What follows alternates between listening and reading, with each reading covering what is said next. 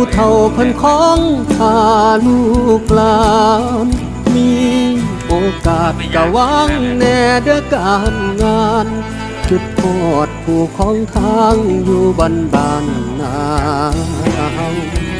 มากินกับข้าวลวกผักกับปนฝีมือ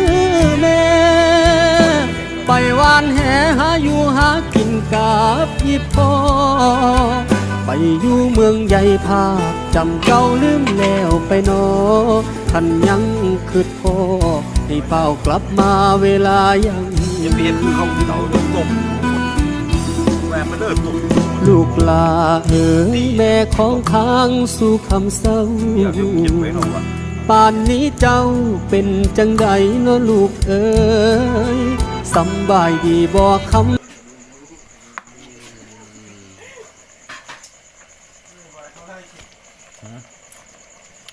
คนความผัดค่ะ